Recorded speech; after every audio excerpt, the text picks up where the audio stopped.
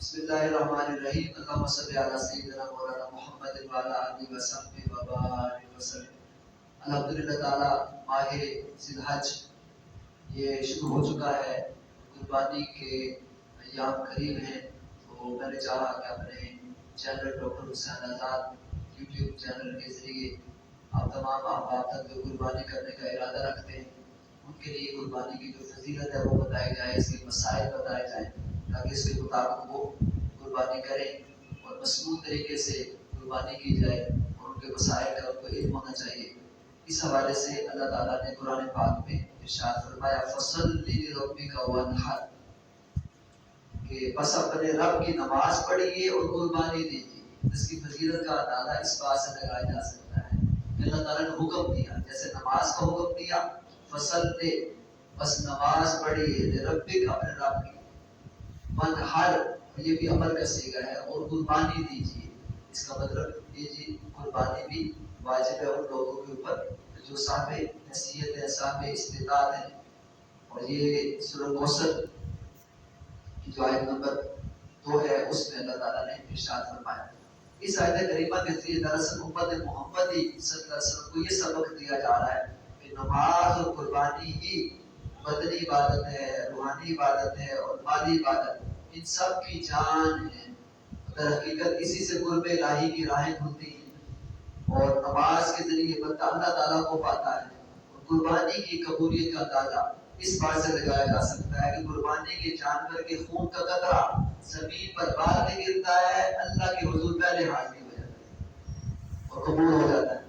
اسی طرح ماہ جو ذی الحج ہے، اس کا عشرہ اول، اس کی بھی بڑی اہمیت ہے، اور قربانی کے دن کی بڑی اہمیت ہے۔ یہ جو دن ہیں فضیلت کے ہیں، بڑی اہمیت کے حامل ہیں، یہ بجائے کہ احادیث میں ان کی بڑی فضیلت آئی ہے۔ عبداللہ ابن عباس رضی اللہ تعالیٰ سے مروی ہے کہ آقا دو جہاں صلی اللہ علیہ وسلم نے ارشاد فرمایا کوئی دن ماہ ذی الحج کے پہلے 10 دن سے زیادہ اللہ تعالیٰ کو زیادہ محبوب نہیں ہے۔ یہ سن کر صحابہ کرام نے عرض کیا یا رسول اللہ صلی اللہ علیہ وسلم، کیا اللہ کی راہ میں جو شخص جہاد کرتا ہے تو جہاد کرنا بھی محبوب نہیں ہے؟ اس پر آقا دو جہاں صلی اللہ علیہ وسلم نے ارشاد فرمایا ہاں، جہاد فی سبیل اللہ بھی اتنا محبوب نہیں مگر وہ آدمی جو اپنی جان اور مال کے ساتھ نکلتا ہے اور سب کچھ اللہ کی راہ میں قربان کر دیتا ہے، جان بھی قربان کر دیتا ہے، مال بھی قربان کر دیتا ہے، وہ اللہ تعالیٰ کو زیادہ پسند ہے۔ اسی طرح ام المومنین حضرت سیدہ ام سلمہ رضی اللہ تعالیٰ عنہا سے مروی ہے آقا دو جہاں نے ارشاد فرمایا کہ جب ذو الحجہ کا عشرہ شروع ہو جائے تو تم میں سے کوئی قربانی کا ارادہ کرے تو اسے چاہیے کہ وہ اپنے بال اور جسم میں سے کوئی کسی کو نہ چھوئے، اس سے پہلے یہ عمل کر لینا چاہیے، صفائی وغیرہ کر لینی چاہیے۔ جب یہ شروع ہو جائے تو قربانی کا ارادہ کرے تو اسے نہیں چاہیے کہ اپنے بالوں کو یا جسم کے کسی حصے کو چھوئے۔ اسی طرح دوسری روایت میں آقا دو جہاں نے یہ بھی فرمایا کہ نہ وہ بال منڈوائے نہ اپنے ناخن ترشوائے۔ اسی طرح ایک روایت میں آقا دو جہاں صلی اللہ علیہ وسلم کا ارشاد ہے کہ جو شخص ماہ ذی الحج کا چاند دے کر قربانی کا ارادہ کرے، یہ مسلم شریف کی روایت ہے، پھر وہ نہ اپنے بال اتروائے نہ اپنے ناخن اتروائے۔ ام المؤمنین عائشہ صدیقہ رضی اللہ تعالیٰ عنہا سے مروی ہے کہ آقا دو جہاں نے فرمایا یوم النحر 10ویں ذو الحجہ میں ابن آدم کا کوئی عمل خدا کے نزدیک قربانی سے زیادہ پیارا نہیں ہے، اور وہ جانور قیامت کے دن اپنے سینگوں کے ساتھ، بالوں کے ساتھ اور کھروں کے ساتھ آئے گا، اور قربانی کا خون زمین پر گرنے سے پہلے اللہ کے نزدیک شرف قبولیت پا لیتا ہے، لہذا اسے خوش دلی سے کیا کرو۔ اسی طرح ایک حدیث میں ایک مرتبہ صحابہ کرام رضی اللہ تعالیٰ عنہ نے حضور نبی کریم سے دریافت کیا قربانی کیا ہے، تو آقا دو جہاں نے ارشاد فرمایا تمہارے باپ حضرت ابراہیم علیہ السلام کی سنت ہے۔ تو صحابہ کرام نے عرض کیا حضور اس میں ہمارے لیے کتنا ثواب ہے؟ تو آقا نے فرمایا لکل شعر حسنہ، ہر بال کے بدلے تمہیں نیکی ملے گی، اور جانور کے بال اتنے زیادہ ہوتے ہیں، کاؤنٹ لیس ہوتے ہیں، انکاؤنٹیبل، اس کے مطلب بے شمار نیکیاں ملیں گی۔ پھر انہوں نے عرض کیا یا رسول اللہ صلی اللہ علیہ وسلم اون کے بارے میں کیا حکم ہے؟ فرمایا اس کے بھی ہر بال کے بدلے ایک نیکی ملے گی۔ اسی طرح عبداللہ ابن عمر رضی اللہ تعالیٰ عنہ وہ فرماتے ہیں کہ آقا دو جہاں مدینہ منورہ میں 10 سال مقیم رہے، اس عرصہ میں حضور نے ہر سال قربانی کی، اس طرح سنت مصطفیٰ ہے. حضرت ابو ہریرہ رضی اللہ تعالیٰ سے مروی آقا دو جہاں نے یہ بھی فرمایا جس میں وسعت ہو اور وہ قربانی نہ کرے پھر ہماری عیدگاہ کے قریب بھی نہ آئے.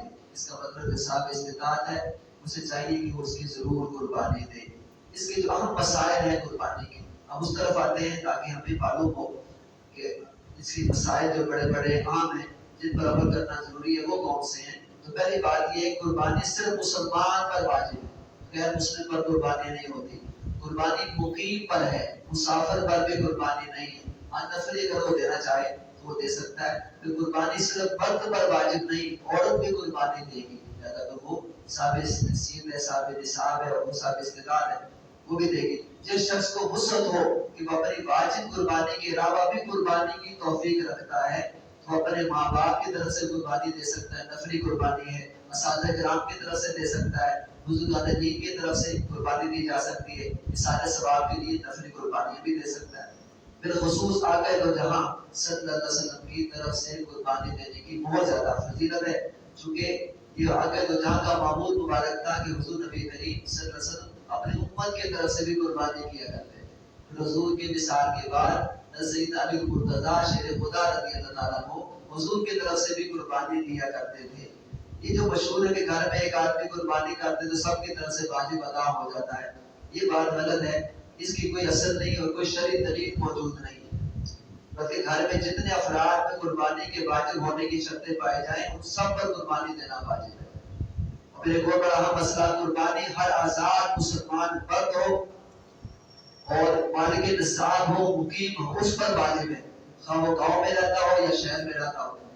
اور پھر قربانی واجب ہونے کے لیے مال اس کا جو مال ہے اس پر زکات کی طرح ہولانے ہو، ایک سال کا گزرنا شرط نہیں ہے. جو آج ہی یہ ہوا مال کے نصاب اس پر قربانی واجب ہو گئی. تو لہٰذا اسی طرح سونے چاندی کے زیور یا برتن وغیرہ کی قیمت جب نصاب کو پہنچے تب بھی قربانی واجب ہے، کیونکہ یہ سب چیزیں ضرورت سے زیادہ ہیں. تو سونے کا نصاب 7.5 تولے ہے جبکہ چاندی کا 52 تولے ہے. اگر جانور صحیح اور تندرست خریدا تھا اور بعد میں کوئی عیب اس کے اندر پیدا ہو گیا تو اس صورت میں اگر خریدنے والا غنی ہے اور صاحب نصاب ہے تو اس پر لازم ہے کہ وہ دوسرا جانور قربانی کرے. اگر غنی نہیں اور استطاعت نہیں رکھتا تو اس کے لیے کوئی جانور جائز ہوگا. پھر ایک بڑا مسئلہ یہ بھی ہے اگر قربانی کا جانور بڑھ جائے تو اب غنی پر لازم ہوگا کہ دوسرے جانور کی وہ قربانی کرے، اور اگر غنی نہیں تو پھر کوئی حرج نہیں. اسی طرح جو اونٹ ہے اور اونٹنی اس کے لیے 5 سال کا ہونا ضروری ہے، گائے اور بھینس کے لیے 2 سال کا ہونا ضروری ہے، بکرے اور بکری کے لیے 1 سال کا ہونا ضروری ہے. اگر عمر اس سے ایک دن بھی کم ہوتی ہے تو اس پر قربانی جائز نہیں ہوگی. بھیڑ ہے، دبا ہے، کھیرا ہے، اس کے لیے 1 سال کا ہونا ضروری ہے. مگر اس میں یہ رعایت دی گئی ہے کچے ہو 6 ماہ کا ہو، اس سے زیادہ عمر کا ہو مگر اتنا فربا ہو، موٹا تازہ ہو، دیکھنے میں وہ ہیلدی لگتا ہو تو پھر اس کی بھی قربانی وہ جائز ہے، اس کی قربانی دی جا سکتی ہے.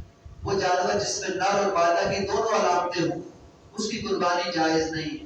اس کے علاوہ اندھا ہے، کانا ہے، لنگڑا ہے، نہایت نادر ہے، ایک تہائی سے زیادہ کان کٹا ہوا ہے، یہ دودھ کٹی ہوئی ہے، سینگ جڑ سے ٹوٹا ہوا ہے، دستان اس کا کٹا ہوا ہے، چارہ نہیں کھاتا، نجاست کھاتا ہے، ایسے جانوروں کی قربانی جائز نہیں ہوگی. گائے اور بھینس اور اونٹ میں 7 آدمی شریک ہو سکتے ہیں. یہ بڑا اہم مسئلہ پتہ ہونا چاہیے ہر ایک کو، چاہے سب قربانی کرنے والے ہوں اور چاہے بعض قربانی کرنے والے اور بعض عقیقہ کرنے والے، وہ بھی اس میں شامل ہو سکتے ہیں عقیقہ کرنے والے بھی.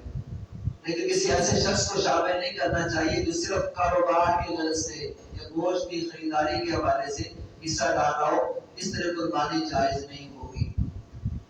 اسی طرح ایک بڑا مسئلہ ہے ذبح سے پہلے قربانی کے جانور کے جو بال ہیں اپنے کسی کام کے لیے کاٹ لینا یا دودھ دھو لینا، یہ مکروہ ہے اور اس کو ممنوع قرار دیا گیا ہے. اگر اس کی اون اتار لی ہے یا دودھ دھو لیا ہے تو اسے صدقہ کر دینا چاہیے، اور اگر بیچ بھی دیا ہے تو اس کی رقم بھی صدقہ کر دینی چاہیے. پھر اسی طرح ایک بڑا اہم مسئلہ یہ بھی ہے قربانی کی جو کھال ہے اس کا مسلح یا مشکیزہ یا ڈور والا بنا کر اس کو خود استعمال کرنا جائز ہے، کسی اور کار خیر میں بھی اس کو لانا جائز ہے. مگر قربانی کی کھال بیچ دینے کی صورت میں اس کی قیمت کا صدقہ کرنا ضروری ہے، کیونکہ اس کی رقم اپنے استعمال میں نہیں لائی جا سکتی۔ اسی طرح جس جانور میں کئی حصے دار اس کا گوشت 7 حصوں میں برابر وزن کر کے تقسیم کرنا چاہیے تاکہ کسی کی بھی حق تلفی نہ ہو۔ اس حصے میں اندازے سے کام نہیں لینا چاہیے۔ پھر گوشت کے 3 حصے کرنا مسنون ہے اور افضل ہے۔ ان میں سے ایک حصہ فقراء کے لیے، دوسرا مساکین کے لیے، اور دوسرا یعنی ایک حصہ فقراء اور مساکین کے لیے، دوسرا دوست اور احباب اور اعزاء و اقارب کے لیے، اور تیسرا حصہ گھر والوں کے لیے مختص کرنا چاہیے۔ اور پھر اسی طرح قربانی کا گوشت فقیر کے علاوہ غنی کو بھی دیا جا سکتا ہے، اور قربانی دینے والے کے لیے اس میں سے کھا لینا بھی مستحب ہے۔ اگر بہت زیادہ گھر کے افراد ہیں تو یہ اپنے حصے اپنے پاس بھی رکھے جا سکتے ہیں، جس سے مسنون عمل ہے، فرض کے درجے میں نہیں ہے۔ اسی طرح قربانی کا گوشت کسی غیر مسلم کو کیا دیا جا سکتا ہے یا نہیں دیا جا سکتا، اس سلسلے میں اس کی نیت اگر صاف ہے کہ وہ اس طرح سے وہ ہمارے اسلام قبول کرنے کے اس طرف راغب ہو جائیں گے، کیونکہ یہ اس کا جو تعلق ہے وہ چیریٹی کے ساتھ ہے، تو پھر اس کو دیا جا سکتا ہے۔ تو ذمہ خاص طور پر جو علماء نے فتویٰ دیا وہ ذمہ یعنی نان مسلم سٹیزن، جو مستقل شہری ہے جہاں پر رہ رہا ہے کسی ملک میں، غیر مسلم جو وہاں کا شہری ہو، ٹھیک ہے، وہاں سے آتے ہیں چلے جاتے ہیں وزٹر، ان کے لیے نہیں۔ اگر غیر مسلم ذمہ ہے تو اس کو اس کا گوشت دیا جا سکتا ہے۔ اللہ تعالیٰ مجھے بھی اور آپ کو بھی قربانی کے مسائل کو سمجھنے اور اس پر عمل کرنے کی توفیق عطا فرمائے۔